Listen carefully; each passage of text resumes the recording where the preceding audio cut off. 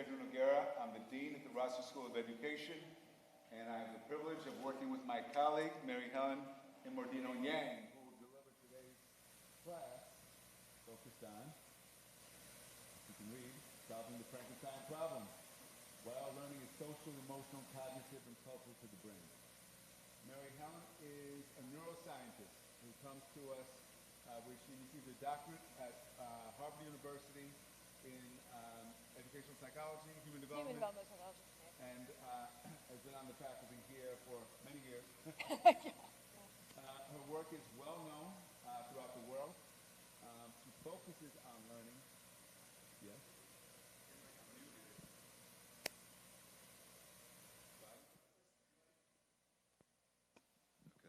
So forget all that I just said. No, just kidding. So Professor Mary Helen Immordino-Yang. Thank you.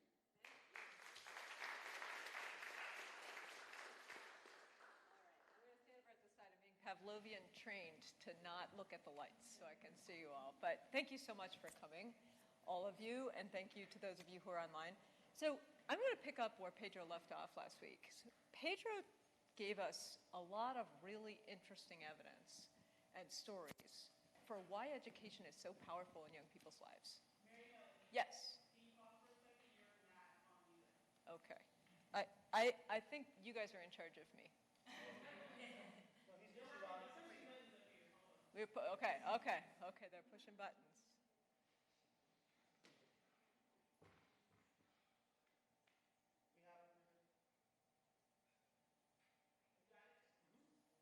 Okay, now?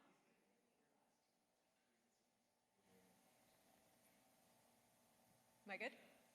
Is this better? Okay. Oh, yeah, no problem. Should I start over? I'll start over. Okay. Take two. I'm Mary Helen. And so last time we heard from Pedro about really compelling evidence for the way that education can change kids' lives. Education is immensely powerful as an opportunity for kids. And the flip side of that is that equitable opportunities for high-quality education are absolutely instrumental for kids being able to, fully self-actualize in the world. So today, I'm going to take us and step back a little bit and deep dive for a little bit into the learning process itself. What kind of process is it in the brain? How is it that we actually take the things that happen to us and the things that we do and the things that we think about and integrate those into developmental forces that change what we're capable of in the future? Because it's that process that education is aiming to actually make happen. Educated people aren't just people who know a lot of stuff. Like, I can tell you, there are, 206 bones in the human body. Like, so what? Does that make me a more educated person because I know that? Pedro talked about education that leads to dispositions toward engaging civically, toward engaging with democracy, toward thinking about complex problem spaces in the disciplines and in the humanities and in the social world.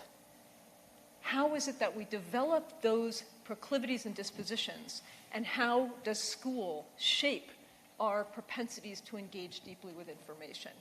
What does it mean to actually learn something? So along the way, we're going to peel out concepts that in education have been really seminal, but I think have been in some ways misunderstood. And the biology is starting to give us new insights into the power of a person's own subjective experience of the learning process as a force for development in their own mind and brain. And when we understand education as the sort of procuring of environments that invite young people to engage dispositionally in certain patterns of thinking and feeling about information, about complex problem spaces, about the meaning of the things that we witness in the world, we can then work backward and say, how is it that we could design opportunities and experiences? How could we orchestrate a system for children and young people and adults, as he pointed out, right? Education doesn't stop when you turn 18, right? That would actually be developmentally appropriately engaging them in thinking processes that our and others' research is now showing have the power to actually change the brain. So I've called the talk Solving the Frankenstein Problem, because so often in evidence-based approaches to education, we get stuck, and practitioners tell me a lot that they experience this. We get stuck trying to accommodate all these different kinds of experimental findings and information, right? We know something about how kids learn to phonologically decode. We know something about emotions and motivation. We know something about cognition. We learn something about culture. We learn something about math, you know, and then the teachers are supposed to somehow stitch all those things together into one sort of, you know, space for a child to grow within without building a Frankenstein monster.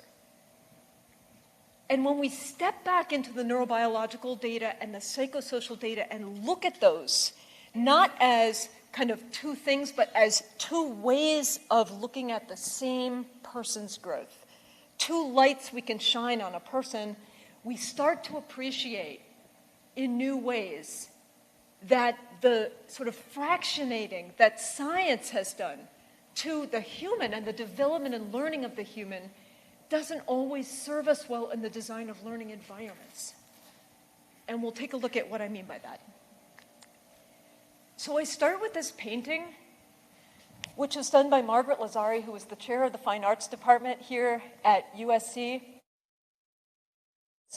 And she and I met on the bus in the morning on our way to campus, and we started talking about what we were studying. And she was working on kind of artistic representations of the interdependence of biological systems and human systems made of biology too, and how those things are influencing one another, and trying to represent that in her art. And I said, well, that's interesting because I'm trying to understand that in the science. So what we did was decided to work together on a project, which basically means I gave her some of our data, and she took it from there and made this beautiful, what in real life is this huge seascape painting where these vibrant colors come shining out, and in the middle you can see these kind of white squiggly things sort of floating in the water of the seascape. They look maybe like clouds or like waves or reflections of the sky. What they actually are is the white matter of one person's brain who was brave enough to get into our scanner right here on the other side of the lobby that you walked right past and let us take pictures of her brain. And then we peeled off the outside of her brain all the little cells that do the firing, right? The neurons, the cortex, right? We peeled them off the picture, right? Not off the woman, just so you know. Never know what people think we do. And what I gave Margaret was the picture of what we now understand to be literally billions of microscopic little tails of salt water that are transmitting electrical and chemical impulses around the entire space of the head and all the way into the body and face and all the way down to the ends of your fingers and toes and back up again to make what we call a network that makes you, in essence, one whole organism operating in the world. And you start to get a sense that we're deconstructing this Frankenstein by understanding the dynamics of our biology and mind and body and social positioning in the world as being different dynamic dimensions of the same systems, the same amazingly interconnected systems that we barely understand how these networks are actually organized. We're just beginning to really start to understand some of the major organizations and kind of trade-offs and patterns in these networks, which is what we're going to talk about next time in the class that I lead. So that's a picture, right? It's not me. I never put pictures of myself in my talks. It's my sister, right? And my little niece, Nina. You know, what is this a picture of? Like, shout, you can talk. A mother with a child in the hospital, right? Some cultural setting, right? There's so much we could talk about in a picture like this one. I kind of pick on my own family because I'm about to like deep dive into it, right? But, you know, Nina here is like 3 3/4 pounds in this picture, and she's several hours old. She was the smaller of a pair of twins who were born during an emergency C-section where both my sister and the little girls were anesthetized. And this is the first time that my sister and Nina have met each other when they're both awake. And what I want you to see in here, I mean, there's so many things you can talk about in a picture like this. But what I want you to see in here is how it all begins, right? We don't come to the world as a kind of passive, you know, what I've heard neurophilosophers talk about as a sausage, right? A passive sausage that lays on a plate, right, and waits for you to poke it. We come to the world with this incredible drive, reflex, biologically to engage with other people. We come to the world ready to engage with the social world. And it is, in fact, our cultural and social ways of interrelating with the people around us that actually teach our biology, teach our genes how to grow a person. And so this isn't just like, you know, cute metaphor. If you've heard of, like, for example, the Human Genome Project, right? In the Human Genome Project, you know, there was a major international effort to try to map for the first time the full genome of one human adult, right? And so scientists from all over the world doubled down on this amazing problem. And when you read the 2 Nature papers that bookend that project, the first one says, this is going to be an amazing, life-changing scientific study. That's a major international effort. For the first time, we will understand things like health and disease, like aging. And then the next paper, when you look at it, basically says, we're done already. It turns out that human beings have about as many genes as a goldfish, right? And we have fewer genes than many plants, fewer genes than a rice plant. Rice plants are amazing things. I love rice plants, right? They grow in the mud, they make little seeds people can eat, they photosynthesize, they do incredible stuff, but they don't do calculus, they don't invent science, they don't have art. How is it that we as humans are capable of these things? And what we have come to realize as a scientific community is that, in fact, the evolution of our intelligence is not about the genetic accumulation of specifying genes that tell us how to grow a brain that can do calculus or art or, you know, you name it, things that that humans do, right? It's that over the course of our evolutionary history, it appears we have lost genetic specification of our brain development and our body development. We have outsourced our very biological instructions for how to grow a human into the cultural world. Our brains don't know how to grow in the absence of being engaged with other humans who make eye contact with us and make us, what? Oh, okay, like I'm looking, you're looking, we're looking, okay, we're doing the looking, let's do looking, right? And you start engaging, and this is the entry point. This is the entry point. And over time, the styles of engagement with the people around you, with the world around you, with the cultural space around this person. This is a very cultural photograph of a mother and a baby, like anyone would be. When you start to engage with the cultural ways in which this is happening, you start to appreciate how the brain is literally tuned by the ways in which we engage with other people through the learning process. Again, some of you may be familiar with, for example, famous and really heartbreaking studies of institutionally raised children in Romania, where Chuck Nelson and Nathan Fox and their colleagues wanted to study the brain development and the physical development and the cognitive and social and emotional development of children in Romania some decades ago who were being put into institutions to be raised rather than being raised in a family setting. And those institutions had the things that babies need, right? They had the basic stuff babies need. They had, you know, decent food and nutrition. They had bedding, they had diapers, they had a warm, you know, building to live in. They had the stuff you need. They had each other. They had some toys donated and stuff like that.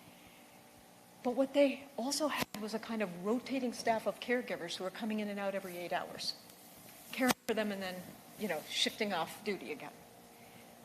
They had the stuff.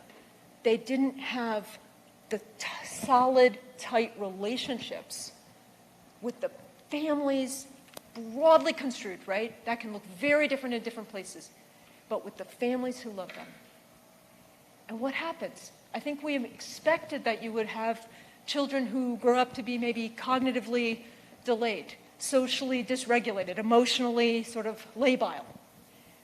What you actually get is 17-year-old kids who are 3 feet tall, who weigh 50 pounds, whose brains are a third smaller than those of their peers raised in family environments.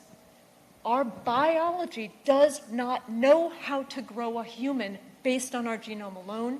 We must have opportunities to engage deeply in tight, caring relationships with the people around us to be able to grow our brains and ourselves into the full meaning of being a person.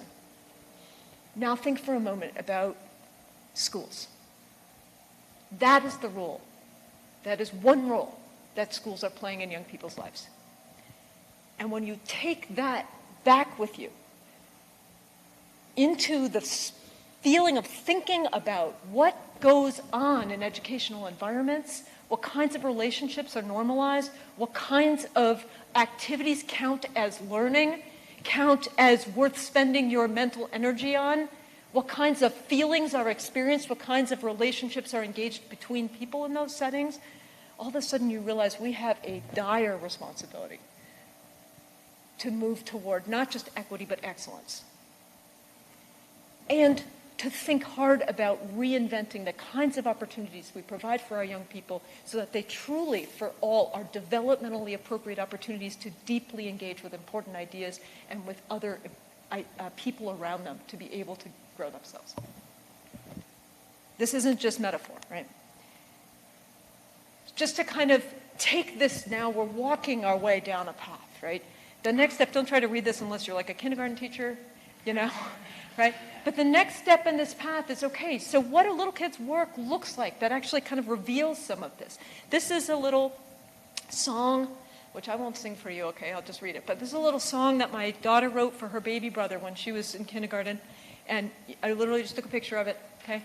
There's a little crayon picture she did of herself. There she is with her little music stand, whatever. And she's singing this song to her baby brother. And she says, "Oh, Teddy," her brother's name is Theodore.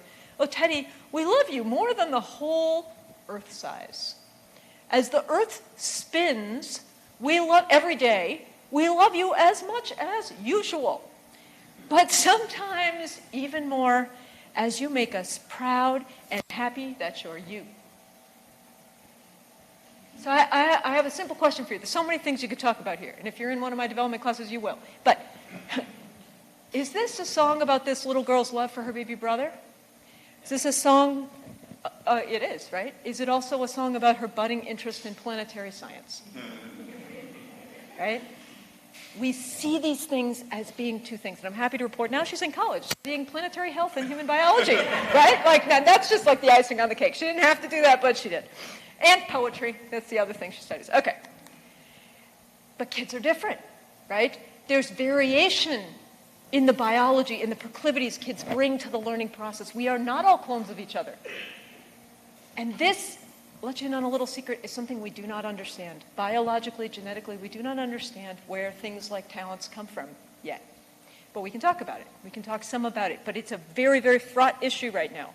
And you need to know that there's a lot of very problematic work going on in the so-called genomics sciences around around the genetic correlates of things like doing well on certain kinds of academic outcomes and tests.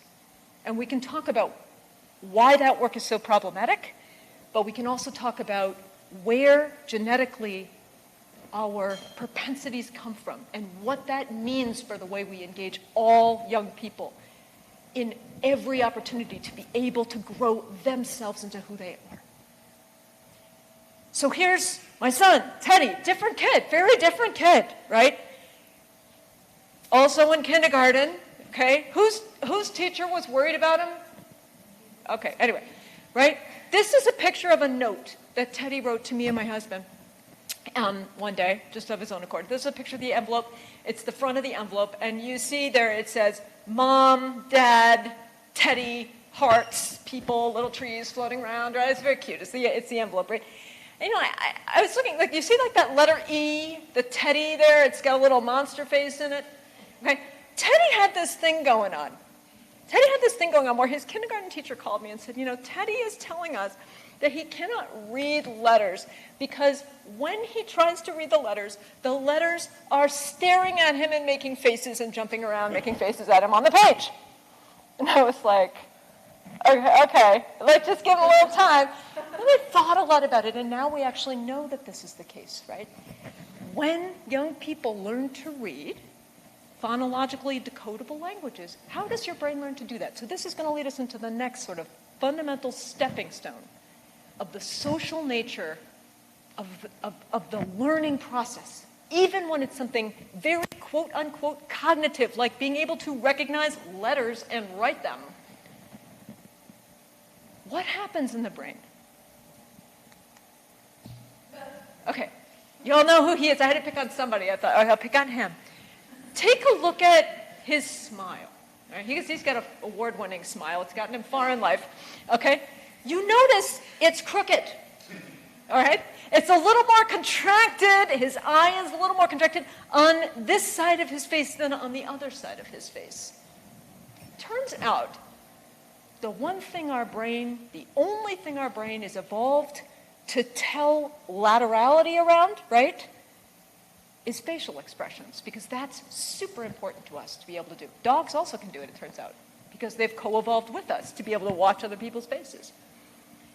Everything else in the world, when you see a letter M, you got to teach your brain, that is not an upside-down W. That's a whole different thing. A way smarter brain would say, that's an upside-down W. Oh, yeah, one of these? That's not a letter C, that's a sideways U. Right? And then you have to break the brain symmetry. Have you heard of that in reading? What is that actually? That is telling the brain, okay, you need to find a different logic for this kind of stimulus. This is not what you think it is. These are not objects in the world. These are symbols, and the direction of them matters. Not upside down W. New thing. Right? It's way smarter to notice it's an upside down W, actually, but that's not what we want kids to do. So what do you do in your brain to do that? You co-opt the only place evolutionarily in your brain where survival depends on you being able to tell laterality, and that is reading people's facial expressions and trying to judge whether or not their smiles are genuine or fake, whether they're lying to you or they're telling you the truth. Because that is the one time when left side should be a little higher and the laterality of it actually matters. So what do you do when you're learning to read? You co-opt the brain's fusiform gyrus, which is the spot in the brain that does face emotion processing. As you learn to read as a young child, your face processing ability goes down because you're co-opting those systems of the brain to use them for something else.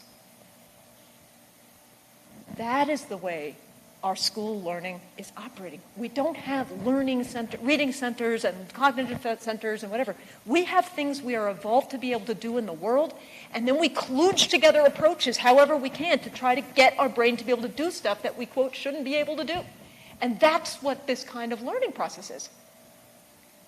So I think what Teddy was doing is he was like, they're jumping around that page. He was so aware of the fact that he was, co-opting his fusiform gyrus. He didn't use those words, okay? Right? And he's like, but it's a face, but it's a letter. But it's a face, I can't stand it. It's a face and a letter, and I can't, you know what I mean? So Fernando's like, fine, I've got it under control. It's both. Let's move on, right? And he went through a little phase where he put letters in all his he put faces in all his letters, and then he happily learned to read. The moral of the story is even something so starkly cognitive as learning to read is a social and emotional process for a child. It becomes highly routinized and automated over time, but it is not a process that is like cognitive in the sense of being separate from other kinds of processing. You're literally using parts of your brain that would otherwise be used to recognize, genuine smiles, things like that. So what happens? So Here's the inside. Okay, dear, whoops, sorry, screwed up. Dear Mom and Dad, period. I love you, exclamation point, exclamation point. Theodore, exclamation point. He came over to me one day, I was working around the house, and he came up to me very solemnly, and he said to me, Mommy, how do you spell Theodore? We call him Teddy or Ted or other things, but he only gets called Theodore like when he's in trouble. So I was like, well, why do you want to know? And he said, I'm writing you my first letter. Right? It's important. It's serious. My academic skills are for real things. I'm writing you a letter. I'm like, okay, so I told him how to spell it. He gave us this. And then here's the envelope. This is the back side of that envelope. Right? Same kid who scribbled out, dear, oops, sorry, right? And I said to him, Ted, like, what's that? Like, tell me about that. He's like, yeah. Those are instructions for how to open an envelope. I was like, yeah. He's like, yeah, it's color-coded, okay? There's blue pen points down to when you want to open an envelope. You want to focus on the point. That's the place where you want to be looking. I was like, uh-huh. And then I drew a box around it, okay? So that look there. And then what you do is you put your finger underneath the flap and you lift it up and up and up. And that's how you open an envelope. Right? This is my little engineer, okay? This little dude's a senior in high school and he wants to study, all kinds of inventing and engineering and stuff like that. He's not the same kid as his sister who wrote this, lovely song poem thing. It's a different kid. Where does this come from? We don't know. But school has to accommodate all of it. School has to invite all of it. And teachers have to come with the skills and the dispositions to engage with kids around what they're doing to try to figure out. Show me what you're thinking about, Teddy. Teach me how the world looks to you so I can help you figure out what you could do next that would help you learn to read. So emotions, in the very basic sense, are automatic, right? If I point a gun in your face or you automatically, as you see a baby with a mom, you automatically kind of calm yourself down and settle into it. But what I'm going to argue is that the process of learning in the real world sense that we mean it, being able to take information and skills and use them in dynamic ways that actually make us functional in the world, is a process of learning how to feel. You have to learn how to experience things as interesting, things as agency-provoking, things as powerful when you understand them. You have to learn how to experience science as something that changes your community's lead in the soil that you talked about last time, right? How do we help kids learn to feel the emotions that go along with scientific thinking, that make me want to be a scientist, make you want to be a whatever you're doing? Those are the emotions that actually drive the thinking that in turn drive the achievement. You cannot shortcut that circuit and expect it to actually have the kind of biological impact that will grow the brain the way we need to be able to think. So I'm just going to take you on a really short version of a little clip from NOVA, where our work was featured in School of the Future a couple of years ago. Just because it gives you a sense, you'll see upstairs, it gives you a sense of some of the work we've been doing with teenagers around the way in which they experience the world. We basically sit with them in the lab, we talk to them about what have you seen? How does that make you feel? How do you feel about that? What do you think about that? And we ask them to figure out with us the kinds of meaning they're making about the things in the world. And then we move them into the MRI scanner and we let them engage with these really complex true world stories and other kinds of stuff and ask them to tell us how they're feeling as they do that. And then what we do is we align data from these intensive qualitative interviews with field studies and with the kids' brain data and physiological data in their body as they're thinking about stuff and telling us what really feels powerful and engaging to them. And then we look for an understanding of the dynamics of how our own patterns of meaning making, which are deeply emotional and deeply cognitive at the same time, are actually allowing us to predict not only brain fluctuations and dynamics of those networks you saw floating in the ocean at the beginning, right? Those networks are moving systematically in these grand patterns that allow us to understand the kinds of capacities that get recruited as kids are thinking about complex issues they really care about and want to understand deeply. And we can even, and we'll really deep dive into this next time, we can predict their brain development 2 years later based on the way they deep dive into these questions we ask them. We can look at their IQ, that doesn't explain it. We can look at their family's SES, that doesn't explain it. What explains their growth is their own dispositions for making meaning. How hard are they trying to understand what they're seeing around them? How complex and what we're calling transcendent is the story they're constructing about who they are and how the world works and how the world could work. Those are incredibly powerful patterns for thinking. And we're also seeing the echoes of them in the most skilled and well-loved secondary school teachers around the city, who we've been studying now for a project that took place before and into the pandemic. So I'll show you some of those data next week too. So just very quickly, I'll just show you so you have a sense of how we do the work with the teenagers. I think I should hit this and it should play. Oh no, there's no sound. Okay, do you guys have sound up there? They're hearing it online. They're hearing it online. You know what? They can hear it online. And I'll tell you what. I will play it off for you next time. Okay, so come back. The bottom line. See a young woman come to the lab, sit with me, talk with me about how she feels about. It turns out the story of Malala in Pakistan. With the Taliban, and she sits there in real time trying to figure out how she thinks and feels about it. And then we move her into the MRI scanner, and she tells us from there how she's feeling about it, and we're measuring the way the blood flow is changing in her brain dynamically as she's constructing these emotions and feelings and thoughts and cognitions around it. And we see her transcend from, I feel really bad for that girl, to, wait a minute, you're telling me that not everybody in the world gets to go to school? Like some people aren't allowed to? Well, but I never realized that. Without education, how can you become anything? And she starts to think about, wait a minute, how does the world work? How could the world work? I'm going to do something about this. This is powerful, she says. And she starts really thinking about it.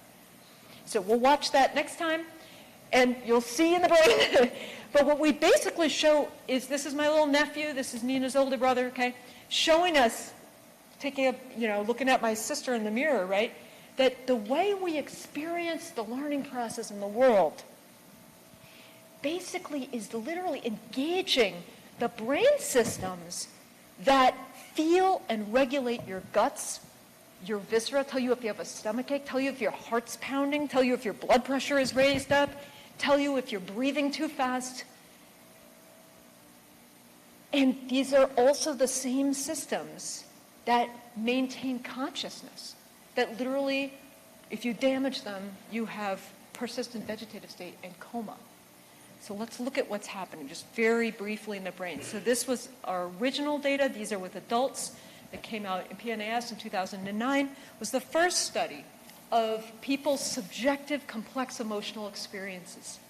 And we asked people to sit with us for 2 hours. And by people, I mean me at that point as a postdoc, where I'd sit with them and talk with them about 50 true stories from around the world, and then ask them to move into the scanner and think about each story and tell us how they were feeling about it. And what you're going to see is a whole bunch of people's data, everything that was shared across all the people when they said they felt really emotionally moved, compared to when they said, yeah, I don't find this story that interesting, I'm kind of done thinking about it. And little did they know, we actually had mixed in some stories that were not meant to be so compelling on purpose so that we could get some variation in the brain fluctuations, right?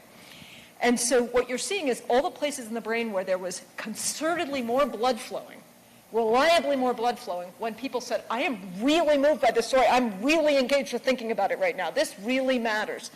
So we have a couple of key, what we call ROIs, regions of interest.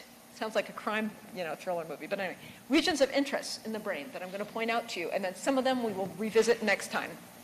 So we've got one person's brain sliced this way. You can see right through their nose, right? And their tongue down here. brain stem up in here. This we like share with alligators, right? This is way deep in the middle of the back of your head. People think of it as being in your neck. It's not. It's up above the roof of your mouth, because you damage that, you're gone. You can't live without a brain stem. The brain stem is sitting in between. It's an incredibly tight fiber network that's connecting all that stuff you saw floating in the painting at the beginning down into your body and nervous system and all the way back up again, so that your brain can actually connect to your face and body and then read back what's happening in your face and body. And then this is a picture sliced through this way, right? Turned up so that the forehead is up at the top. And this is the back of the head. So let's just look at a couple of things. What we basically find is that when people tell us that they are emotionally deeply engaged with what they're thinking about, that emotional engagement activates the same brain systems that literally keep you alive.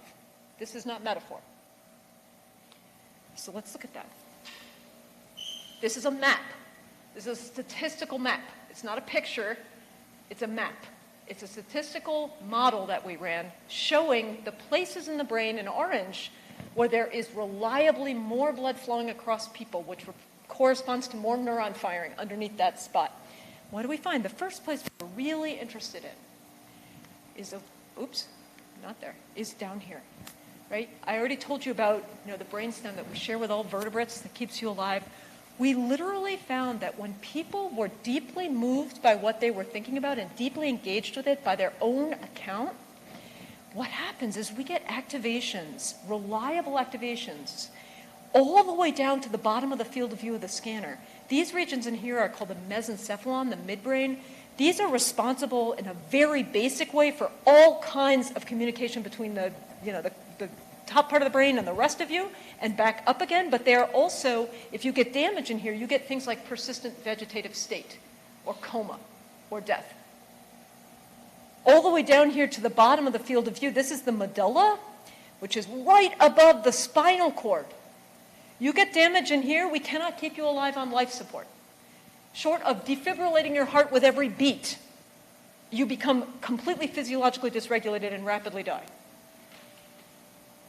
Think how powerfully that speaks to the role of emotional engagement in the learning and development process. Over here we have these things called the anterior insula. So there's two of them, one on either side. Now we're up in all this high-level stuff that we're so proud of having more of than the apes and all that. Okay, so what goes on in there? This is another picture of the insula seen from the side. So this is from Grey's Anatomy, the textbook, right? Not the TV show. Eyeball goes here, neck down here, and we're looking in from the side. And they've resected, right? So over here is where this thing called the Sylvian fissure, it's like this fold. If you open it up and you look underneath, there's this big piece of tissue, right? Underneath the frontal lobe, the parietal lobe, the temporal lobe, way in there. And especially up in here, we're seeing a lot of blood flowing when people are really thinking hard about stuff that they think really matters. What do we know about that region? What we knew about that region was that way back in the 1950s, the original neurosurgery experiments with people with epileptic seizures, right? Wilder Penfield, famous neurosurgeon, was trying to cure people of epilepsy by resecting small pieces of their brain when they had a seizure. The electrical firing patterns in there were out of control, right? So what he would do to save people's lives was put them to sleep, open up their head, and then wake them back up again and poke around in the spot where the seizures were coming from and ask them, what are you thinking now? How are you feeling now, right? And ask them to talk and do stuff. And he would get like, oh, you're tickling my left foot. Oh, now it's my left knee. Now it's my left thigh. And he'd be like, we got a map of the leg in here. And this is how we got the first maps of the human brain. So what happened when Dr. Penfield poked around up in here? The person puked. They vomit. Or they get other kinds of gastromotoric responses, which I won't describe in polite company. This is literally viscerosomatomotor cortex. It controls your guts and your viscera.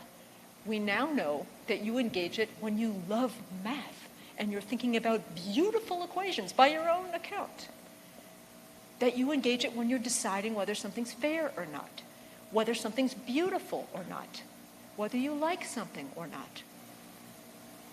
When you are deeply engaged with what you are thinking about. This is a deeply embodied, visceral process to think. It's not a process that is like cognitive or affective or social, right? It is all those things.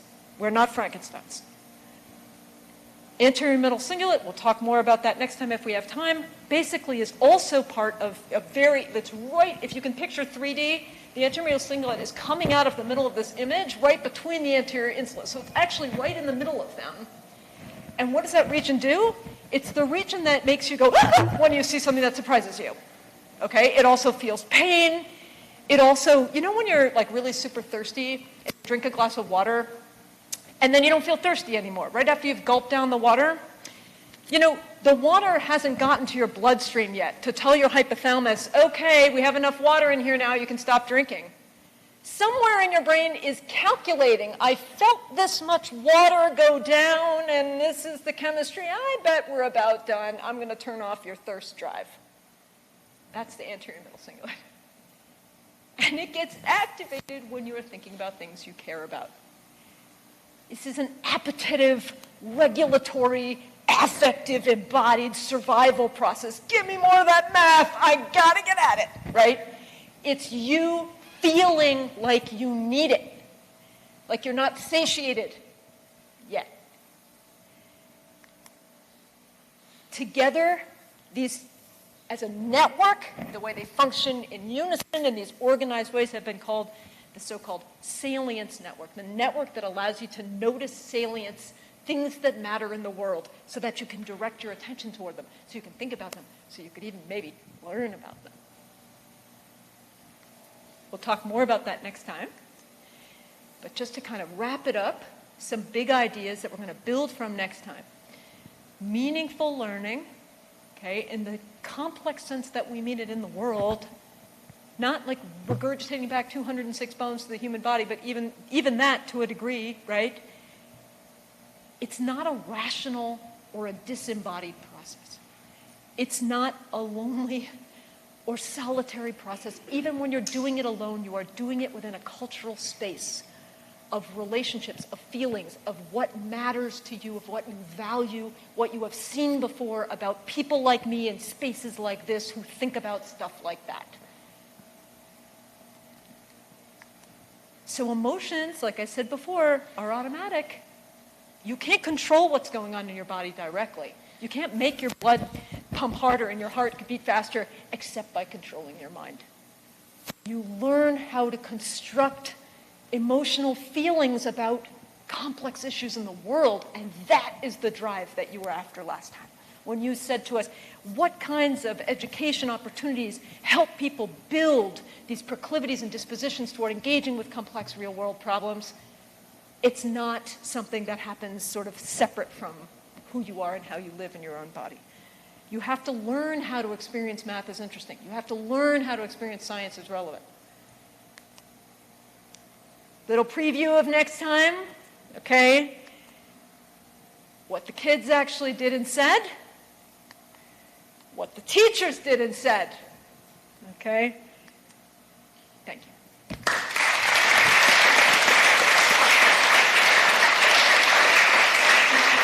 Yeah, we can take questions. Are there questions? The only reason I'm standing way over on the side is because I can't see you if I go in the middle. Yes?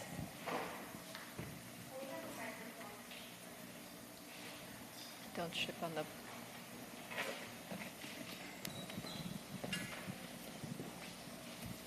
Hi, Mary Helen. It's Claudia.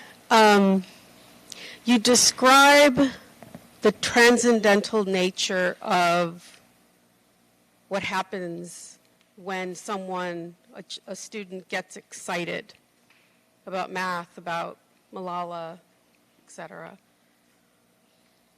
How can we get them to act on that excitement? Now, what's that next level? Now, that happens in the classroom, happens with adults surrounding kids, right? But then what does the brain need to then act on that so that there is behavioral change? Like how do you study that? What happens next? You know, other than the obvious what's happening around this human being, but is there something else that we need to study to understand then that behavioral change? Yeah, that's a really million-dollar question. Is that Claudia? I can't see very well. Oh, hi, Claudia. That's a great question. So here's the thing. Emotions and emotional thinking are actions. Okay, they are actions. How do you have massive insula activation, so to speak, right? When you're thinking about math equations, you are deeply enthralled with that math equation, but you have to really understand it to be able to appreciate why it's beautiful. That's not my work. That's Samir Zeki at University College London, right? You have to really understand the math before you can see that equation and go like, that thing is powerful. Wow. You know, E equals mc squared, that's like conversion of matter to energy and light and the speed of light and the universe, right? Why is it so beautiful? I have to really have an, and I don't, let me just be clear, but you have to have a really deep understanding of the science itself, the math itself, before you can get so moved by it. So what you're really asking me, I think, is how do we get out of kids' way? When they feel this way, how do we enable them in appropriate ways? How do we set up and orchestrate opportunities and contexts, like the ones we heard about last time, that then give you what you need to be able to attach some skills to those ways of thinking so that you can go further, so that you can understand and analyze the lead in the soil, for the example from last time, right? You need to know something about chemistry. Okay, let's sit down and learn some chemistry, because if you have the chemistry, all of a sudden, you're going to have a deeper appreciation of what's actually going on in your garden. Now, let's talk about chemistry and human health and lead in the body and the brain and how it steals iron and blah, blah, blah, right? So what we really need to do is empower the learners and the teachers to engage in deep problem solving together. And then the real trick is to weave in, and we'll talk about this some next time, is to weave in the content, right? The skills, the information, the where to look for what you need to be able to calculate and, you know, figure out how to move further with this thing that's intriguing you. And that's a real reorientation. That's like shifting the compass rose to a new north in education to make that happen. Mm-hmm. Great question. Are there other questions?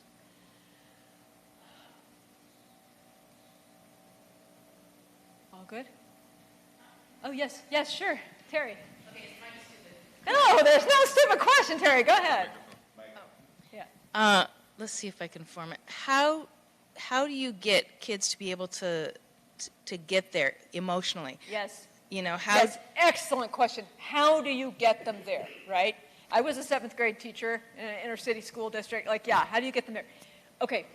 Next time we will talk much more about neurologically why this is the case, okay? Like hint, okay, you see, oh wait, where'd it go? You see this little spot over here? This is gonna have a lot to do with it, okay? This is just a little hint. But basically, if you don't feel safe, right? If you don't feel physically safe, heaven forbid, or emotionally, or culturally, or socially safe, if you're all out here watching what's going on, you are undermining the functioning of the network that allows you to say, well, wait a minute. This is actually a social justice issue. This isn't just about lead in the dirt, right? And as you start to make that inference, you have to do something that we're calling transcend. You have to build out of the current facts and start to make complex inferences about bigger systems and bigger ideas that aren't directly observable in the world here and now. But in order to do that, you have to take your vigilance out of the world here and now. You got to not be distracted by your teacher saying, 1, 2, 3, all eyes on me, everybody's doing this, and we're following the directions, right? Like, there's a time to follow the directions, and there's a time to settle into a deeper process of thinking together or alone about the idea. And there, the listening, the entertainment, the show is actually distracting and undermining of the emotion.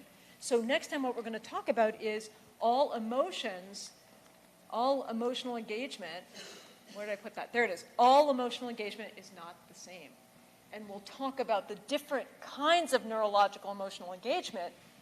Both of them use the salience network, but that's the end of the similarity. There's these big shifts in the way executive control, memory building, self-regulated capacities, come online in these different kinds of thinking, and they are really important to understand in order to design classrooms that enable kids to do what Cloudy had asked to. Take what you've noticed and do something about it.